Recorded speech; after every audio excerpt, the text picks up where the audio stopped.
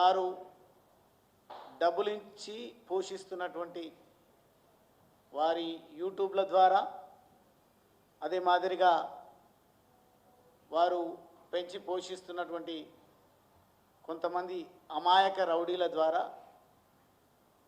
నన్ను కుంగదీసే విధంగా, లేదంటే భయభ్రాంతులకు గురి చేసే విధంగా, లేదంటే మా కుటుంబ సభ్యులు, లేదంటే నన్ను నా మంచి కోరే వాళ్ళు ఈ పనికిరాని పార్టీల విషయంలో, పనికిరాని ఆలోచన విధానం కలిగినటువంటి విషయాలపైన వాళ్ళపైన స్పందించకుండా ఉంటే బాగుంటుంది అని నాకు నచ్చజెప్పే విధంగా వాతావరణం నెలకొల్పాలని చూస్తూ ఉన్నారు.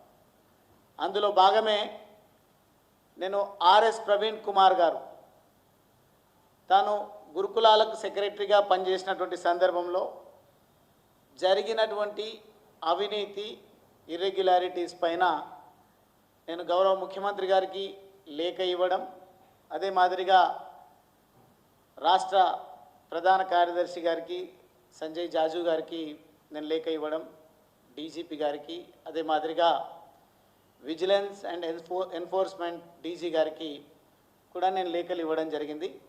పూర్తి స్థాయి సమగ్రమైన విచారణ తాను 10-12 సంవత్సరాల పాటు నిర్వహించినటువంటి శాఖ ఏదైతే గురుకులాల సొసైటీలో జరిగినటువంటి దుర్మార్గాలు, అక్రమాలపైన చర్చ జరుగుతూ ఉంది.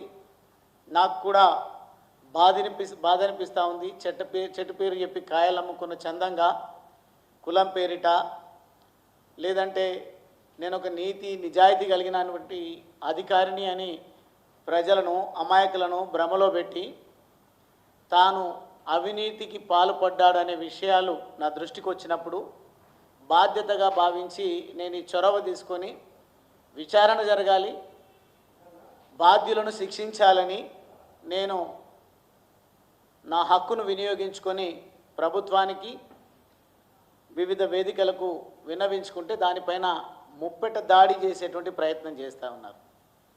మొదటగా బీఆర్ఎస్ పార్టీ గుర్తుపెట్టుకోవాల్సినటువంటి అవసరం ఉంది. గువ్వల బాలరాజు ఏందో మీ అందరికీ బాగా తెలుసు. ప్రత్యక్షంగా మీరు నన్ను చూసిండ్రు దాదాపుగా 18, 19, 20 సంవత్సరాల పాటు. ఈ సంవత్సర కాలంగా కూడా మీరు అన్ని విషయాలు గమనిస్తూ ఉన్నారు, చింతిస్తూ ఉన్నారు, లోపల మదన పడుతూ ఉన్నారు. అనవసరంగా వదిలిపెట్టుకున్నామని మీరే పలు సందర్భాల్లో నా పేరు ప్రస్తావనకు వచ్చినప్పుడల్లా మీరు మాట్లాడినటువంటి విషయాలు మీకు నాకు కామన్ ఫ్రెండ్స్ ద్వారాలో, లేదంటే నాయకులు కార్యకర్తల ద్వారానో తెలుస్తూనే ఉంది.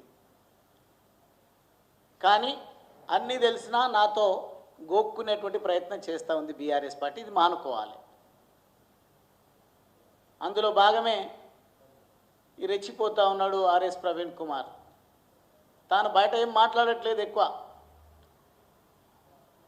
తనకు తానుగా గొప్పగా అభివర్ణించుకునేటువంటి ప్రయత్నం చేస్తాడు. ఈరోజు చూడండి, ఎవరైనా సరే రాజకీయాల్లో ప్రత్యేకించి అన్న, తమ్ముడు, నాయకుడు అనే సంబంధాలు ఉంటాయి. ఆయన ఏర్పాటు చేసుకున్నటువంటి ఒక ప్యారలల్ గవర్నమెంట్గా నడిపించినటువంటి వ్యవస్థ ఏదైతే ఉందో ఆ వ్యవస్థ ద్వారా లబ్ధి పొందినటువంటి స్వారోస్ అనే కొంతమంది తమ్ముళ్ళు, అమాయక తమ్ముళ్ళే అంటున్నాయి ఈరోజు నేను. లేకుంటే వయసులో పెద్దోళ్ళు ఉంటే అన్నోళ్ళు కూడా ఉండొచ్చు, అక్కోళ్ళు కూడా ఉండొచ్చు, చెల్లెళ్ళు కూడా ఉండొచ్చు. వాళ్ళు ప్రత్యేకంగా నా దృష్టికి వచ్చింది. ఆయన పోలీస్ ఆఫీసర్ కాబట్టి గతంలో ఏమున్నా కానీ ఏదైనా ఉంటే నేనే అపాయింట్మెంట్ ఇప్పిస్తా, నేనే ఫోరెన్సిక్ ల్యాబొరేటరీస్లకు మిమ్మల్ని పంపిస్తా, దగ్గరుండి అన్ని మీకు అనుమతి ఇప్పిస్తా, నాకు తెలిసినంతగా ఈ దునియాలో ఆ వ్యవస్థలు ఎట్లా నడుస్తాయో ఎవరికి తెలియదు అన్నట్టుగా మాట్లాడుతూ తాను స్వారో నెట్వర్క్ విషయంలో వాళ్ళకున్నటువంటి నిజంగా ఈరోజు పరిగెలాగా కూడా మిగలలేరు తనను నమ్ముకొని మోసపోయినటువంటి వాళ్ళు. ఇప్పుడు మోసపోతూ కూడా తప్పని పరిస్థితుల్లో కొంతమంది తన వెంటే నడుస్తున్నారు. నాకు ఉన్న సమాచారం మేరకు జీవో నంబర్ 17 రద్దుకై పోరాటము అనే ఏదో వేదిక పెట్టుకున్నాడు. ఆ వేదికలో ఒక గ్రూపులో నా గురించి విస్తృతంగా చర్చ పెడతా ఉన్నాడు. వారు వల్గర్గా మాట్లాడేటువంటి మాటలు, వారు చేస్తున్నటువంటి డిస్కషన్స్ వాళ్ళ గ్రూప్లో ఈయనకు పంపిస్తే ఆర్ఎస్ ప్రవీణ్ కుమార్ గారికి డన్ అని అనేసి ఒక ఏదో రెస్పాండ్ అవుతాడు, కొనసాగించండి అని అంటాడు, మొదలు పెట్టండి దాడులు అని అంటారు. బిడ్డ ప్రవీణ్ కుమార్ అందరినీ మాట్లాడినట్టుగా నన్ను మాట్లాడితే సరిపోదు. నీ అటువంటి పనికి రాని డాగులేసే గూండాలను, రౌడీలను, వెధవలను చాలామందిని చూసిండు గువ్వల బాలరాజ్.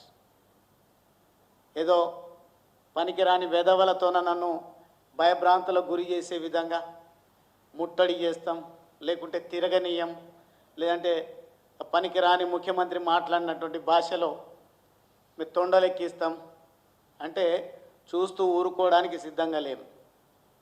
నీకన్నా SC ST atrocity case section నీకు వర్తిస్తుందో ఉపయోగపడుతుందో లేదో, నేనే గనక నా చట్టాన్ని, నా తెలివితేటలను, నా బలగాన్ని గనక ఉపయోగిస్తే నువ్వు సమాజంలో తిరగలేవు, గుర్తుపెట్టుకో.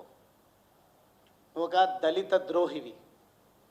ఇప్పటికీ దళిత్ వాయిస్తోనే కాలం ఎల్ల తీసుకోవాలి, పబ్బం గడుపుకోవాలనే ప్రయత్నం చేస్తూ ఉన్నాం. అందుకే మొదలుపెట్టినాం. భారత రాజ్యాంగం ఇచ్చినటువంటి మా హక్కులు ఏవైతే ఉన్నాయో అవి మాకే చెందాలి. అసలు సిసలైనటువంటి దళిత వర్గాలకు సంబంధించినటువంటి నిజమైనటువంటి అణిచివేతకు గురైనటువంటి, నిజంగా భారతదేశ ధర్మాన్ని, లేదంటే ఇంకా సూటిగా చెప్పాలంటే హిందూ ధర్మాన్ని పాటించేటువంటి దళితులకే ఈ రాజ్యాంగం రిజర్వేషన్ ఫలాలు దక్కాలి అనే విధంగా పోరాటం చేస్తూనే ఎవరైనా దళిత వర్గం కాకుండా దళితుల పైన వాడకూడని భాషలో మాట్లాడినా, ఇష్టానుసారంగా వ్యవహరించినా నీ అటువంటి వాళ్ళపైన కూడా ఎస్సీ ఎస్టీ అట్రాసిటీ కేసెస్ పెట్టేటువంటి రోజులు వస్తాయి. నువ్వు నిరూపించుకోవాల్సినటువంటి అవసరం ఉంది. ఎవరైనా ఇళ్లలో దేవుళ్ళ ఫోటోలు పెట్టుకుంటే కూడా చిచ్చి చిచ్చి ఈ ఫోటోలు పెట్టుకుంటారా, మనం అంబేద్కర్ బిడ్డలం అని. అంబేద్కర్ బిడ్డలం మేం. అంబేద్కర్ రచించినటువంటి భారత రాజ్యాంగాన్ని అమలు చేస్తున్నది మేము, రక్షిస్తున్నది మేము, ఈ భారత సంస్కృతిని కాపాడుతున్నది మేము. నీలాగా ఏ ఎండకు ఆ గొడుగు పట్టేటువంటి వాళ్ళం కాదు. కాబట్టి చట్టాన్ని ఎట్లా వాడుకోవాలనో ఇక నుంచి నీకు రుచి చూపిస్తాం. ఎవడైతే కేవలము అహంకారంతోన, అక్రమంగా సంపాదించిన డబ్బులతోన ఇష్టారీతిలో వ్యవస్థను భ్రష్టు పట్టించలేము, ఎస్సీ ఎస్టీని అట్రాసిటీ సెక్షన్లను వాడుకుంటే, భారత రాజ్యాంగాన్ని తప్పుగా వాడుకుంటే మాకు మా మేలు జరుగుతుందనే ఆలోచనతోన ఉన్న ఆర్ఎస్ ప్రవీణ్ కుమార్ గారికి అక్రమంగా సంపాదించినటువంటి డబ్బులు అమాయకంగా మాట్లాడుతూ ఉన్నాడు. మా ఇంటికి వస్తే బూజు పట్టినటువంటి బట్టలు, పనికిరాని షూజు మా ఇంట్లో ఉంటాయి, మాకు అంతకంటే ఏం లేదు అని. మళ్ళీ ఇంత అహంకారం ఎక్కడి నుంచి వచ్చింది అంటే నాకు తెలుసు. ఆ ప్రభుత్వంలోనేమో అవినీతి కేంద్రీకృతమై ఉన్నది, ఈ ప్రభుత్వంలోనేమో అవినీతి వికేంద్రీకరణ అయింది. దొందు దందే. రెండు ప్రభుత్వాలు కూడా అదే పద్ధతిలో అవలంబిస్తున్నాయి. కాబట్టి అందుకే రేవంత్ రెడ్డి గారు నోరు మూసుకొని కూర్చున్నట్టుగా కనిపిస్తూ ఉంది. ఎందుకు స్పందించడం లేదు? మీ పార్టీకి సంబంధించినటువంటి నాయకులు, ప్రజాప్రతినిధులు కూడా పలు సందర్భాల్లో ఆర్ఎస్ ప్రవీణ్ కుమార్ గారు చేసినటువంటి అక్రమాలు, ఇర్రెగ్యులారిటీస్ పైన గొంతు చించుకొని మాట్లాడింది. ప్రభుత్వం మీదే ఉంది. ఇప్పటి వరకు ఆర్ఎస్ ప్రవీణ్ కుమార్ పైన చర్యలు తీసుకోవడానికి ఎందుకు జంకుతున్నాడు రేవంత్ రెడ్డి అని అడుగుతా ఉన్నా. అదే మాదిరిగా ఆ రోజు సెక్రటరీగా ఉన్నటువంటి సందర్భంలో నేను శాసనసభ్యుడిగా, నాకు బాగా అలవాటు ప్రభుత్వ పాఠశాలలు, ప్రభుత్వ హాస్టళ్ళు, వసతి గృహాలు, రెసిడెన్షియల్ ఇన్స్టిట్యూషన్లను సందర్శించడము, విద్యార్థులతో ఇంటరాక్ట్ కావడము, వాళ్ళతో చర్చించడము, వాళ్ళ కష్ట సుఖాలను అర్థం చేసుకొని వారికి వెన్నుదన్నుగా ఉండడం అనేది నాకు అలవాటు. కారణం ఏంటంటే ఆర్ఎస్ ప్రవీణ్ కుమార్ లాగా ఒక ఎడ్యుకేటెడ్ ఫ్యామిలీలో నేను పుట్టలేదు, కానీ సంస్కారం ఉన్నటువంటి ఒక కూలీ కడుపులో కష్టపడే తత్వం ఉన్నటువంటి నేపథ్యం నుంచి నేను వచ్చిన కాబట్టి నేను అనుభవించినటువంటి పరిస్థితులను నా పేద ప్రజలు అనుభవిస్తున్నారు, నా పేద విద్యార్థులు అనుభవిస్తున్నారు, నా చెల్లెళ్ళు తమ్ముళ్ళు ఇబ్బంది పడుతుందని ఎప్పుడైనా సందర్శనకు వెళ్తే ఎమ్మెల్యేలకు గౌరవం ఇచ్చే పరిస్థితి లేదు. కొంతమంది స్వారో నెట్వర్క్లో ఈయన పెట్టే భిక్షకు లేదంటే ఈయన ఇచ్చేటువంటి తాయిలాలకు అలవాటు పడ్డటువంటి వాళ్ళు జై స్వారోస్ జై ఆర్ఎస్ ప్రవీణ్ కుమార్. నేను చెప్పినప్పుడు అన్నటువంటి పనికిరాని ప్రభుత్వ పెద్దలకు, అరే ఇదెక్కడి వ్యవస్థ, మనం ఎన్నికైనటువంటి ప్రజాప్రతినిధులము, మనం ప్రభుత్వాన్ని నడిపిస్తున్నాము, ప్రభుత్వంలో ఒక అధికారి తన ఫోటోను రెసిడెన్షియల్ ఇన్స్టిట్యూషన్లను పెట్టిండు, మనల్ని మర్చిపోయేటట్టు చేస్తుండు, ఆయన ఒక ప్యారలల్ గవర్నమెంట్ నడిపిస్తున్నాడు అని చెప్తే విన్నట్టే వింటారు, తల ఊపుతారు, వదిలేస్తారు. కారణం ఏంది అని అంటే ఆ కేంద్రీకరణలో భాగమే, అవినీతి కేంద్రీకరణలో భాగమే అని నాకు అనిపించింది. వీళ్ళే ఉండొచ్చు 10,000 కోట్లు దాదాపుగా ఆ 10 సంవత్సరాల కాలంలో గురుకులాలను నడిపించడానికి నిధులు కేటాయిస్తే అవి మిస్యూజ్ అయినా కానీ పట్టించుకునే పరిస్థితి లేదు. ఇతని సందర్భంగా నేను ఒక చిన్న సవరణ చేసుకోదలుచుకున్న మీడియా మిత్రుల ముందు. నేను ఇచ్చినటువంటి రిప్రజెంటేషన్లో, నేను ముఖ్యమంత్రికి పంపిన లేఖలో, లేదు అంటే అధికారులకు కూడా ఇచ్చినటువంటి సందర్భంగా 10,000 అవినీతి అని రాయడం జరిగింది. వాస్తవంగా నేను సరి చేసుకునేటువంటి ప్రయత్నం చేస్తూ ఉన్నా. దాదాపుగా 10,000 కోట్ల నిధులు ఆ 10 సంవత్సరాల కాలంలో ప్రభుత్వము విద్యార్థుల విద్య కోసము, వాళ్ళ సౌకర్యాల కోసం ఖర్చు పెట్టినట్టుగా లెక్కలు చూపింది. దాంట్లో చాలా అవినీతి జరిగింది. ఎక్కడ పడితే అక్కడ ఇష్టారీతిలో ఇష్టం వచ్చినట్టుగా జేఈ, ఐఐటి కోచింగ్ల పేరిట ప్రతి సంవత్సరం కోట్లాది రూపాయలు ఏ టెండర్ లేకుండా, ఏ ప్రభుత్వ అనుమతి లేకుండా, ఫైనాన్స్ అప్రూవల్స్ లేకుండా ఇష్టారీతిలో ఆర్ఎస్ ప్రవీణ్ కుమార్ గారు వ్యవహరిస్తున్నారు. స్వారోస్ అనే ఒక నెట్వర్క్ ఏర్పాటు చేసుకొని తాను నిధుల దుర్వినియోగానికి పాల్పడుతున్నారు అంటే స్పందించకపోవడానికి కారణం నేను అనుకుంటా అక్కడ దోచి ఇక్కడ గత ప్రభుత్వానికి పెట్టినట్టుగా నాకు అర్థమవుతా ఉంది. ఇప్పుడేమో పంచుకుంటున్నారు, రాష్ట్రాన్ని దున్నేస్తుంది కాంగ్రెస్ ప్రభుత్వం. అప్పుడు ఆ పద్ధతి, ఇప్పుడు ఈ పద్ధతి వీళ్ళు అవలంబిస్తూ ఉన్నారు. అదేమో కుటుంబ పాలన, ఇదేమో విదేశీ పాలన. ఎవరు ఎక్కడి నుంచి వచ్చినా కానీ మనం అందరం కలిసి ఉంటేనే, కలిసి ప్రజా సొమ్ము ధనాన్ని పంచుకుంటేనే మళ్ళీ మనం ఏ ఎన్నిక వచ్చినా ముందుకు పోగలుగుతాం, ఢిల్లీకి మూటలు మోయగలుగుతాం అనే వ్యవహారంలో పద్ధతిలో కాంగ్రెస్ పార్టీ వ్యవహరిస్తూ ఉంది. కాబట్టి ఎవరు కూడా మేము ప్రస్తావిస్తున్నటువంటి అంశాలపైన నోరు మెదపకుండా వ్యవహరిస్తున్నట్టుగా కనిపిస్తూ ఉంది. అదే మాదిరిగా నేను అపాయింట్మెంట్ తీసుకొని అధికారులను కలవడం జరిగింది మరొక్కసారి మీడియా ద్వారా కూడా. ఎందుకంటే నేను రిప్రజెంటేషన్ ఇచ్చినప్పుడు సిఎస్ గారు కూడా బిజీగా ఉన్నారు, నేను తప్పు పట్టడం లేదు, వారికి నేను లేఖ ఇవ్వడం జరిగింది. కానీ సమయం తీసుకొని నా లేఖను చదివి తగు చర్యలు తీసుకుంటారని భావిస్తూ ఉన్నా. డీజీపీ గారు తాను బిజీగా ఉన్నప్పటికీ, నేను మాజీ ప్రజాప్రతినిధి అయినప్పటికీ నాకు వారు సమయం ఇచ్చి విషయాన్ని అర్థం చేసుకొని తప్పకుండా మీరు ఏదైతే నాకు రిప్రజెంటేషన్ ఇవ్వడం జరిగిందో దీనిపైన నేను అర్థం చేసుకొని తగు చర్యలు నా పరిధి మేరకు, నా పరిధిలో నేను తీసుకుంటానని వారు హామీ ఇవ్వడం జరిగింది. అదే మాదిరిగా డీజీ విజిలెన్స్ అండ్ ఎన్ఫోర్స్మెంట్ గారు కూడా చెప్పడం జరిగింది. తప్పకుండా సిఎస్ గారు కూడా చూడాలని మరొకసారి నేను మీడియా ద్వారా తెలియజేస్తూ ఉన్నా. ఇదేదో లైట్ తీసుకునే అంశం కాదు. వారు కొత్తగా వచ్చిండ్రు సిఎస్గా, వారికి బిజీగా ఉండొచ్చు. కానీ ప్రభుత్వం కూడా, నేను ముఖ్యమంత్రికి కూడా లేఖ రాయడం జరిగింది.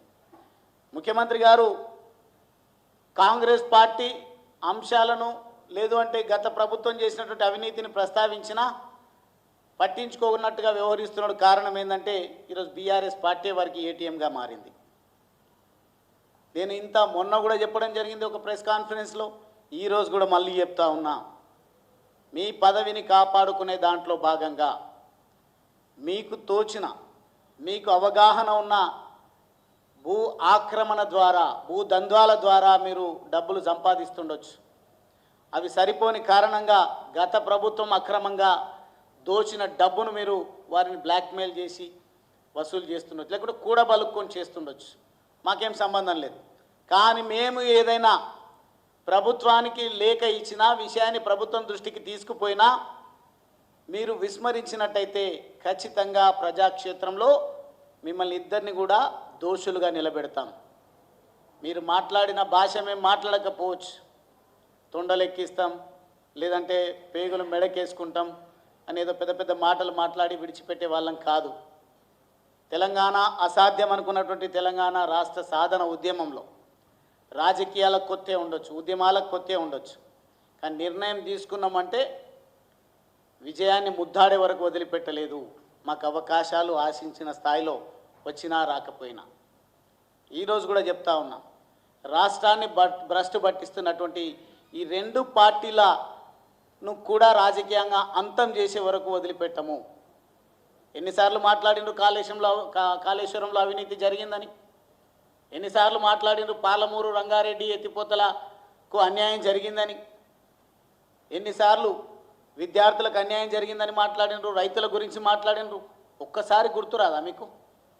ఈరోజు ఇంతకుముందే నాకు సమాచారం వచ్చింది, దళిత్ ప్రజాప్రతినిధులందరూ కూడా ఏదో మీటింగ్ పెట్టుకొని ముఖ్యమంత్రి గారిని ప్రశంసిస్తూ ఉన్నారంట. ఎట్లా ప్రశంసిస్తారు ముఖ్యమంత్రి గారిని? ముఖ్యమంత్రి గారు దళిత వర్గానికే కాదు, ఏ వర్గానికైనా న్యాయం చేసినటువంటి దాఖలాలు ఉన్నాయా? కాబట్టి ఈ రెండు పార్టీలు, ఆర్ఎస్ ప్రవీణ్ కుమార్ గారి గురించి చెప్పాలంటే కాంట్రాక్ట్ అవుట్సోర్సింగ్లో, గెస్ట్ ఫ్యాకల్టీ నియామకాల్లో, కాంట్రాక్ట్ ఉద్యోగుల రెగ్యులరైజేషన్ విషయంలో ఎక్కడ కూడా సరైన పద్ధతి అవలంబించకుండా మన్మాని అన్నట్టుగా ఇష్టారీతిలో వ్యవహరించినటువంటి కారణంగానే తనకి ఇంకా కొంత పరిగలాగా మిగిలినట్టున్నారు.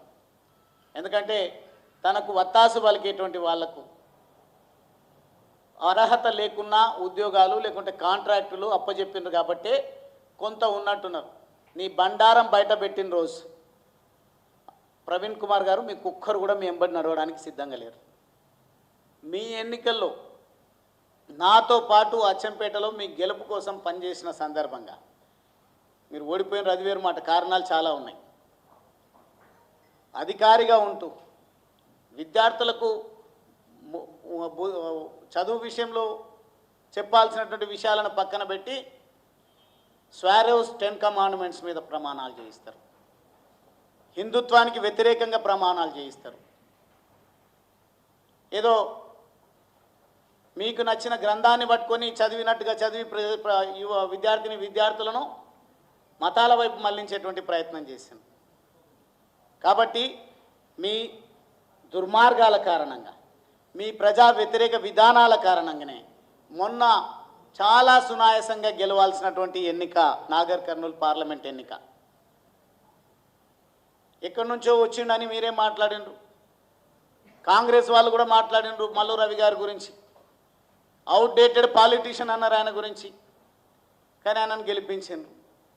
నికార్స్ అయినటువంటి అసలు సిసలైనటువంటి పాలమూరు ప్రజల గొంతు తడిపే ప్రయత్నం చేసేటువంటి ఎవరికి కూడా అవకాశాలు ఇవ్వలేదు. మళ్ళీ నేనంటే ఆయన గురించి వీరుడు సూర్యుడు అని మాట్లాడినాడు. నేను ఎప్పుడు మాట్లాడలేదు.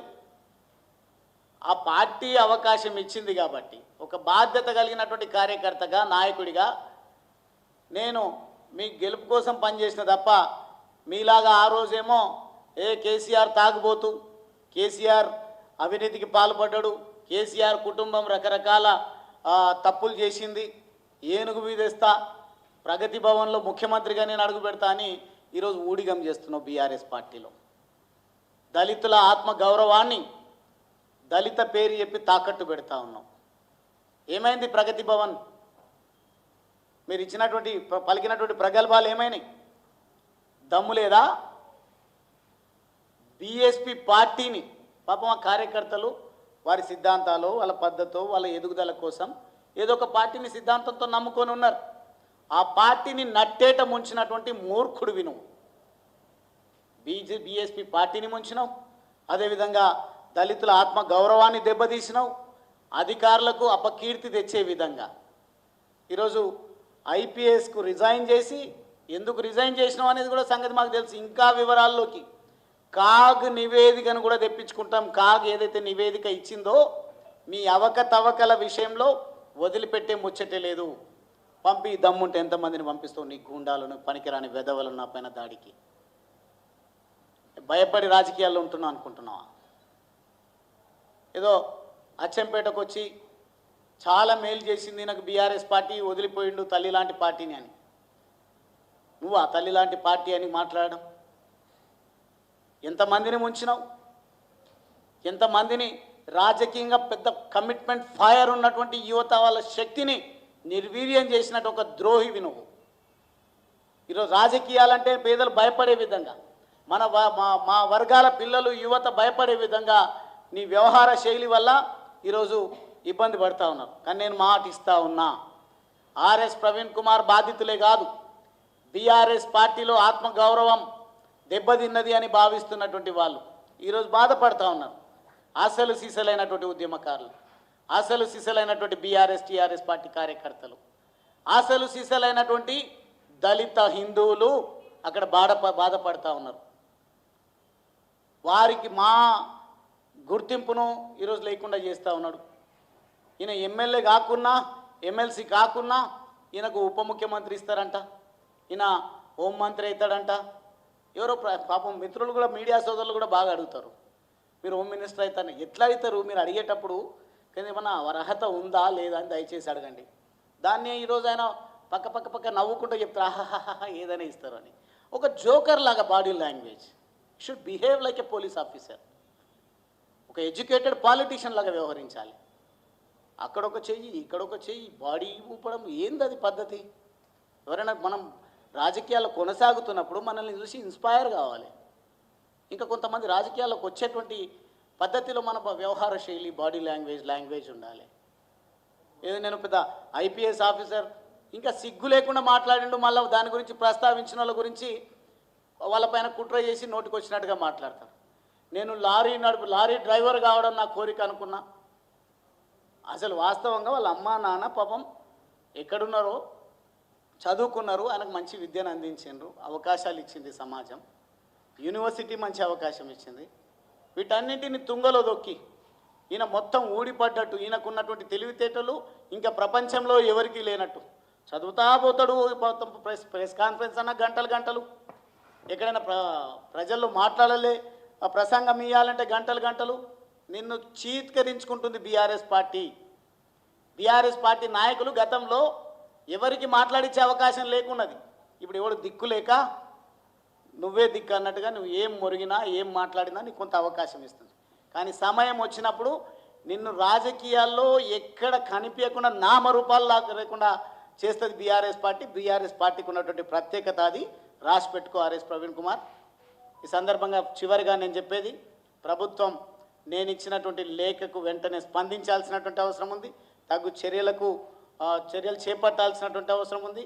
అదే మాదిరిగా ఒకవేళ నేను చేసినటువంటి విమర్శ అవినీతి వికేంద్రీకరణ జరగలేదు, మాకు వచ్చే కమిషన్ మాకు వచ్చింది, ప్రవీణ్ కుమార్ దండుకున్న దాంట్లో మాకు వాటా లేదని ప్రభుత్వ పెద్దలుగా భావించే ఎవరైనా సరే, ఇంక్లూడింగ్ కేసీఆర్, ఎవరైనా సరే నేను చేసినటువంటి విమర్శలపైన స్పందించకపోతే ఖచ్చితంగా అవినీతి వికేంద్రీకరణ మీరే చేసిండ్రు, వ్యవస్థను రాచరిక వ్యవస్థ వైపు మళ్లించేటువంటి ప్రయత్నం మీరే చేసిండ్రు, మీ వ్యవహార శైలి వల్ల తెలంగాణ గోసపడుతుంది అనే పద్ధతిలో ప్రజలు అర్థం చేసుకునే అవకాశం ఉంటుంది. కాబట్టి ప్రభుత్వము, ప్రధాన ప్రతిపక్షము రెండు కూడా నా విమర్శలకు వెంటనే స్పందించాలి, లేకుంటే తగు చర్యలకు బీఆర్ఎస్ పార్టీ కూడా ప్రభుత్వాన్ని డిమాండ్ చేయాలని కోరుకుంటూ నేను సెలవు తీసుకుంటా ఉన్నాను. అందుకే కొంచెం నేను వాళ్ళలాగా గాలికి మాట్లాడటోని కాదు. కాళేశ్వరంలో 1,00,000 కోట్ల అవినీతి జరిగిందని పనికిరాని ఆర్ఎస్ ప్రవీణ్ కుమార్ అప్పుడున్న ప్రభుత్వాన్ని అన్నాడు, కానీ ఇప్పటికి సరి చేసుకోలే. కానీ నేను చెప్పింది 10,000 కోట్ల రూపాయలు 10 సంవత్సరాలు 12 సంవత్సరాల కాలంలో ప్రభుత్వము ఈ గురుకులాలను నడపడానికి నిధులు కేటాయించింది. దుర్వినియోగం జరిగిందని చెప్పినా, కానీ 10,000 కోట్ల అవినీతి అని మాత్రం ఏదైతే నేను మాట్లాడడం జరిగిందో నేను వెనక్కి తీసుకోవడం జరిగింది అలా డీసెంట్గా. వారికి లేదు విఘ్నత, కానీ నాకుంది.